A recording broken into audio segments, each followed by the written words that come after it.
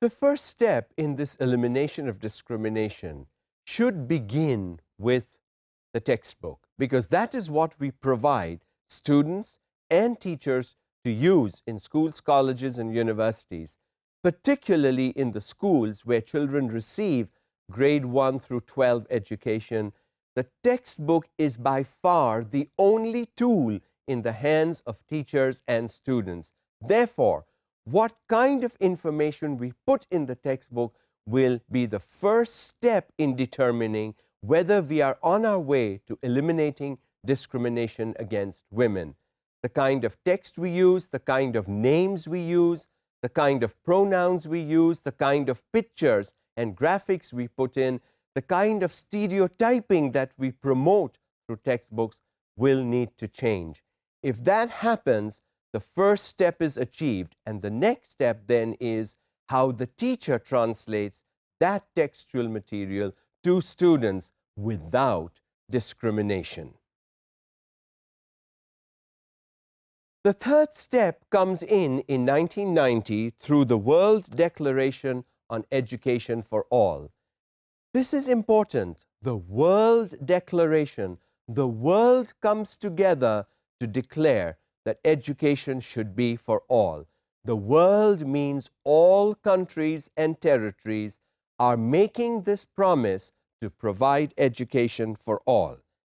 And according to this World Declaration, which states, the most urgent priority is to ensure access to and improve the quality of education for girls and women.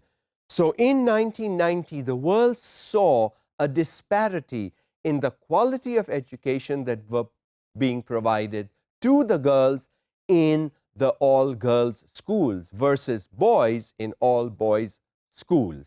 And therefore, what the declaration says is, this is urgent. It must happen now. The beginning for this change must happen now. And we must ensure that our girls get the same quality education that our boys get. The situation might be slightly better in the co-ed schools where boys and girls go together, because if boys are going to receive a certain type of education in a co-ed setting, the girls automatically would get the same quality education. The issue really is in the all-girls schools. Are we equipping those schools with the same facilities, the same quality of teachers, the same standards that we require from the all-boys schools? All gender stereotyping in education should be eliminated. All, that's a world declaration, all gender stereotyping.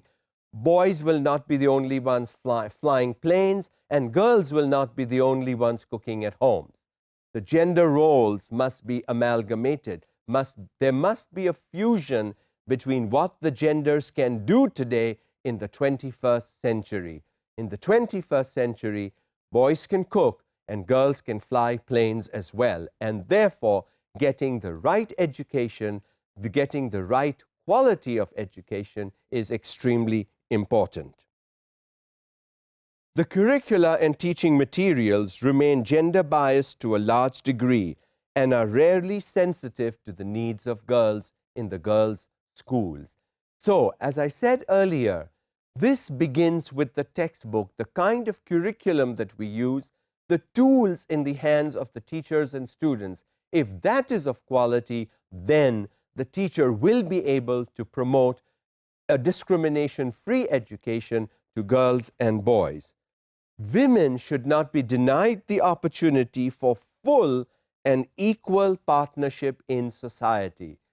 They should be able to stand along with the men and say, we are also a contributing factor to the development of this nation. A nation cannot develop if only the men develop and the women do not. A nation develops when the men and women develop equally side by side. The main problem here is lack of gender awareness by educators.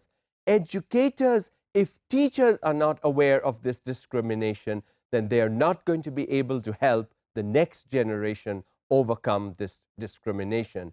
Therefore, providing the right textbooks and then providing the training that will help the teachers teach without discrimination to the genders will be critical.